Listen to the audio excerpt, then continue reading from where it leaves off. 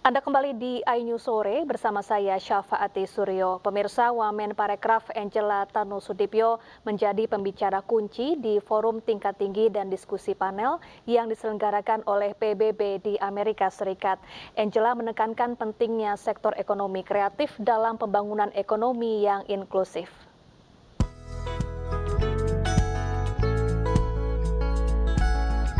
Sidang Umum PBB telah mengadopsi resolusi tentang mempromosikan ekonomi kreatif untuk pembangunan berkelanjutan. Resolusi ini diprakarsai oleh Indonesia dan disponsori bersama 59 negara lainnya. Dengan resolusi ini, ekonomi kreatif akan dibahas secara rutin di Komite Kedua Sidang PBB yang digelar setiap 2 tahun, dimulai dari Sidang Umum PBB ke-81 pada tahun 2026 mendatang. Resolusi ini diharapkan dapat memberikan lebih banyak peluang untuk mendorong kebijakan yang lebih baik, lebih banyak tindakan, dan inovatif. Dalam partisipasinya, Wamen Parekraf Angela Tanusudibyo menyampaikan bahwa ekonomi kreatif memiliki peran yang besar dalam pembangunan ekonomi inklusif.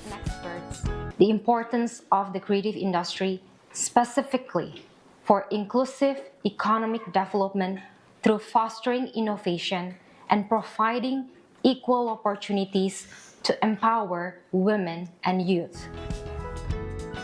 Resolusi ini diharapkan dapat menggiatkan kinerja ekonomi kreatif dan memperluas kesetaraan peluang pelaku ekonomi kreatif. Tim Liputan iNews melaporkan. Pemirsa, Cawapres nomor urut 1 Muhaimin Iskandar memperkenalkan konsep selepet yang menjadi bagian kewenangan untuk menghadirkan keadilan. Hal itu disampaikan saat ia menyampaikan pernyataan pembuka saat debat Cawapres Jumat malam. Assalamualaikum warahmatullahi wabarakatuh. Selamat malam, salam sejahtera untuk kita semua. Harusnya saya bicara pada debat yang pertama. Tapi hari ini saya sungguh bersyukur akhirnya bisa bertemu. Tapi jangan salah paham, bukan karena saya ambisi jadi presiden, tapi karena saya punya pelajaran yang penting selama saya berjuang di politik. Apa itu? Saya menyaksikan dan menjadi bagian dari adanya pemerintah yang memiliki kewenangan mutlak, terutama pimpinan tertinggi, untuk bisa menghadirkan keadilan dan kemakmuran rakyat. Inilah yang disebut sebagai selepet menjadi bagian dari kewenangan untuk menghadirkan kemakmuran dan keadilan. Selepet itu seperti sarung yang saya bawa ini. Bisa di kalangan santri, bisa membangunkan yang tidur, menggerakkan yang loyo, dan sekaligus mengingatkan yang lalai. Alhamdulillah Gusti Allah memberi kesempatan saya untuk bersama-sama Mas Anies yang memiliki pemikiran yang sama untuk terwujudnya perubahan dan perbaikan. Bahkan kami berdua seperti botol dengan tutupnya. Sementara itu, calon wakil presiden nomor urut 3 Mahfud MD menyoroti masih banyaknya praktik korupsi yang menyebabkan banyak rakyat menjadi miskin. Untuk itulah Mahfud MD mengajak semua pihak dengan lantang dan tegas untuk melawan korupsi demi kesejahteraan bangsa. Menjadi 7% karena kita ini kaya raya dengan sumber daya alam dan sumber daya manusia yang hebat. Masalahnya apa? Masalahnya banyak korupsi dan inefisiensi di sektor-sektor pertumbuhan ekonomi, yaitu di sektor konsumsi, belanja pemerintah, ekspor impor, dan investasi. Jadi dengan demikian karena banyak korupsi, dan itu memang betul terjadi. Coba lihat, berdasar hasil SIGI, Transparansi Internasional, korupsi terjadi di lembaga legislatif, eksekutif, dan yudikatif secara besar-besaran. Korupsi juga terjadi di 3 metra alam kita ini. Kita menginjak bumi, ada korupsi di tanah dan pertambangan. Kita ke laut, ada korupsi di masalah kelautan. Kita melihat udara, pesawat terbang kita, ternyata di udara juga banyak korupsi. Akibatnya apa? Rakyat miskin. Saudara sekalian, kita harus lawan korupsi. menimbang istilah anak muda, hai koruptor, kutabrak kau. Hai wir, mundur kau wir. Nggak korupsi, setabrak. Saudara sekalian, ini semua dalam rangka agar terjadi pemerataan seperti ketentuan pasal 3 Undang-Undang Dasar. Di Al-Quran disebut kaila yakuna dulatan bainal yang. Jangan biarkan kekayaan itu hanya beredar di antara orang kaya. Waktu Bapak Selesai. Ya, menarik untuk menilik bagaimana gestur serta ekspresi para calon wakil presiden di debat malam tadi. Kami akan membahas selengkapnya bersama dengan pakar mikroekspresi, ada Mas Kirdi Putra. Selamat malam Mas Kirdi Putra, apa kabar?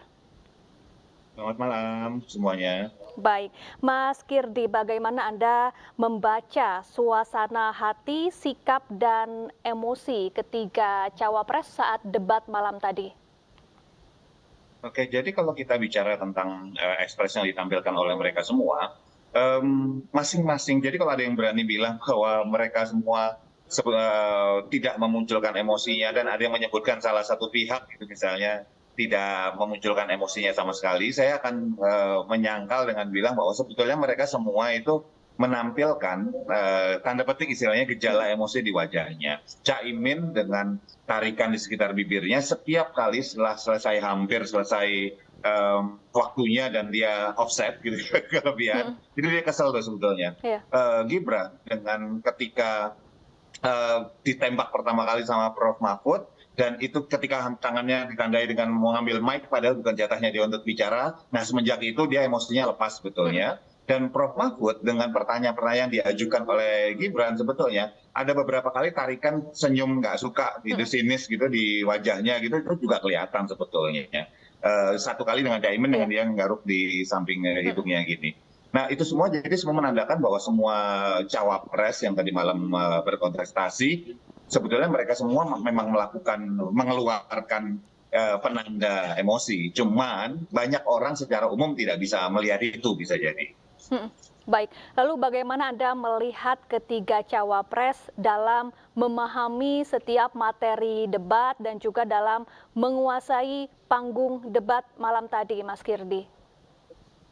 Ini istilah menguasai materi dan menguasai panggung debat itu istilah yang sebetulnya sangat luas ya. Karena dari sisi kalau dari sisi kelihatannya seperti pede gitu, saya melihat tentu saja Mas Gibran yang paling unggul di sini. Sekali lagi, terlihat seperti pede ya kalau dari sisi pandang itu. Kalau dari sisi penguasaannya adalah tenang, tidak terpancing, itu buat saya Pak Mahfud yang paling menang di situ. Ya. Tetapi kalau dari penguasaan dari beberapa kemampuan untuk memberikan sebuah gimmick dan kemudian juga selepetan yang buat saya cukup canggih tadi malam, itu Caimin bagus di dalam posisi itu. Jadi kita perlu pilah dulu nih dalam sisi apa dibilang unggul. Beda-beda soalnya. Oke, baik. Kemudian Mas Kirdi, kalau kita lihat Cawapres nomor urut 2, ini Gibran Rakabuming Raka, banyak melontarkan istilah asing saat bertanya. Bagaimana Anda menilai ini? Kira-kira apa maksud yang hendak dituju oleh Gibran Rakabuming Raka? Oke, sebetulnya ada dua poin di sini yang bisa dibahas terhadap hal itu. Nomor satu, sebetulnya orang yang bisa disebut, jadi kan gini, di Indonesia ini sebelumnya ya sebagai dasar, di Indonesia ini teksnya banyak orang yang dianggap pintar kalau dia bisa menggunakan bahasa-bahasa teknis, bahasa-bahasa asing yang membuat orang yang mendengarkan sekitarnya kagum, yang wah gitu loh, yang kalau ditanya kamu ngerti? Enggak gitu, tapi kagum aja gitu. Dan masyarakat kita berapa persen yang memang benar-benar sanggup menguasai bahasa asing dan menguasai bahasa teknis? Nah, itu berdasarkan premis tersebut, maka nomor satu, ada dua hal yang mau saya bahas. Nomor satu, artinya sebetulnya orang yang benar-benar pintar itu adalah orang yang mampu membuat orang di depannya mengerti konteks, statement, atau pertanyaan yang diajukan. Gitu loh. Buat saya, penggunaan bahasa-bahasa asing itu sah-sah saja. Boleh bahasa teknis, bahasa asing, boleh-boleh saja. Tapi pertanyaannya, kita mau apa nih? Mau kelihatan keren atau membuat orang-orang itu teredukasi? Itu satu. Ya, nomor dua, penggunaan bahasa asing, penggunaan istilah-istilah yang diberikan dan digunakan juga untuk bertanya, Ya, gini loh, kalau saya menggunakan bahasa-bahasa di keilmuan saya, misalnya tentang keilmuan hipnolinguistik, tentang kemudian mikroekspresi seperti itu, saya ajukan ke orang yang tidak di bidang itu, ya orang itu pasti akan hang gitu loh. Dan belum tentu orang bisa menghafal semua istilah atau mengerti semua bahasa asing itu. Belum tentu nggak ngerti loh bahasa artinya. Tetapi cara yang digunakan menurut saya itu adalah cara yang sifatnya debat, mungkin maaf kata gitu ya, Iya. boleh tidak dilarang, tapi debat yang anak kualitas SMA mungkin gitu loh, masih saling serang dengan definisi. Baik. Dan buat saya kemampuan Caimin gitu ya, dengan mengorbankan waktunya dengan bertanya, itu buat saya kasih nilai plus sendiri, karena lebih baik pemimpin itu kalau nggak ngerti tanya Baik. daripada ngasal jawab gitu ya. Baik. Akhirnya apa? Karena di sisi pimpinan membuat banyak orang jadi malah nggak ngerti gitu bareng. Kurang lebih seperti itu. Baik, Mas Kirdi, kalau kita lihat ekspresi Gibran Rakabuming Raka usai bertanya atau menjawab, kerap kali seperti tampak katakanlah agak jumawa begitu ya, Mas Kirdi. Seperti apa Anda menangkapnya? Kalau kita sebut jumawa itu kan nggak berbasiskan sebuah acuan tertentu gitu Iya. ya. Ya kita nggak bisa bilang bahwa Mas Gibran Atau itu merasa jumawa. superior begitu? Tetapi justru perasaan superior itu justru ditampilkan, dipamerkan bahkan, bukan ditampilkan, Iya. ketika ada salah satu kesempatan dia malah mengajak untuk Iya. pengikutnya melakukan seperti itu, yang sebetulnya saya yakin bahwa itu tidak pantas atau mungkin bahkan dilarang dalam aturan debat. Ini perlu dikonfirmasi lebih lanjut tentu saja. Iya. Gitu. Nah, ini bisa jadi dua simbol bahwa yang tadi dikatakan bahwa dia merasa di atas angin, itu satu. Atau yang kedua, ini adalah show of force gitu, unjuk kekuatan bahwa saya bisa melakukan ini, coba bisa berbuat apa Iya. tapi bisa jadi kayak gitu. Ekspresi Itu yang nggak baik kepuasan menurut begitu saya. ya?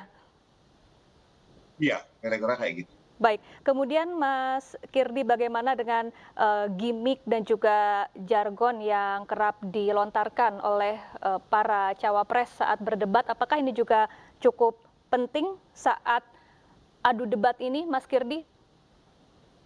Nah, menariknya ya, ketika Caimin menggunakan jargon, menggunakan gimmick, selepet, itu sebetulnya agak berbeda gitu, dengan Pak Anies yang ketika bicara soal gimmick.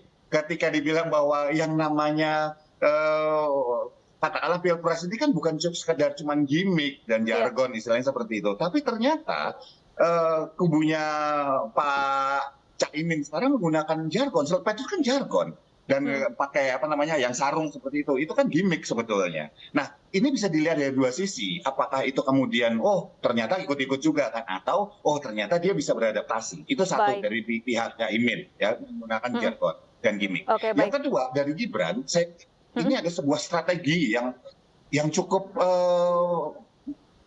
dalam dan luar biasa menurut saya. Kenapa? Dia tiru persis bapaknya ketika pidato, cara bapaknya menggerakkan tangan, cara Pak Presiden Jokowi dalam intonasi suaranya itu ditiru. Teknik ini dalam ilmu komunikasi hipnolinguistik dan NLP itu disebut sebagai match and mirroring. Jadi dia pingin orang melihat figur Pak Jokowi, nilai-nilai Pak Jokowi, kinerjanya bagus, tenang, berani, itu lewat dari figurnya dia. Dan ini katakanlah sama dengan kita mengajak macan jalan bareng kita, sehingga orang takutnya sama macannya, padahal ya macannya benar, tapi kan Gibran bukan macannya tersebut. Dan kalau kita bicara Pak Mahfud itu gimmicknya adalah justru ketika Pak Mahfud menahan diri, karena selama ini Pak Mahfud dan Pak Ganjar jadi agak bingung nih ngambil posisi mau ngapain nih, mau nyerang dia keserang balik segala macam, akhirnya malah turun, sentimennya negatifnya banyak. Maka yang dilakukan, dia diam. Malam itu banyak nahan diri segala macam, dan terbukti sentimen positifnya setelah debat itu sekitar angka 70-an, sentimen negatifnya sekitar angka belasan. Baik. Dan buat saya itu berhasil gitu loh. Ya, Mas Kirdi, tadi Anda mengatakan bahwa Cawapres nomor 3 Prof Mahfud MD ini paling tenang di antara ketiganya. Apakah ini artinya Mahfud MD cukup pandai dalam mengendalikan ekspresi emosi di antara dua cawapres lainnya? cukup tenang dalam artian bahwa mampu mengendalikan ekspresi emosinya ya. Bukan berarti dia nggak emosi, bukan. Tapi cukup mampu mengendalikan ekspresi emosinya. Nah, buat saya nomor 1 ya Pak Mahfud MD, nomor 2 Caimin, dan nomor 3 baru Mas Gibran gitu. Nah, ini kelihatannya agak jauh nih. Jadi Mas Caimin dan Pak Mahfud itu dekat. Ini kesenioran mereka dalam tetap bijak, nggak membalas serangan-serangan yang bentuknya pertanyaan-pertanyaan istilah tadi. Buat saya itu pengendalian emosi yang hebat. Sebenarnya Pak Mahfud kan sanggup mengeluarkan bahasa-bahasa hukumnya yang wah, bahasa langit gitu loh. Sementara Caimin bisa mengeluarkan dari kitab kuning tuh bahkan istilah. Ya, mereka tidak melakukan itu gitu loh. Buat saya itu pengendalian emosi yang hebat. Baik, terima kasih Mas Kirdi Putra, pakar mikroekspresi, telah bergabung bersama kami di iNews Sore.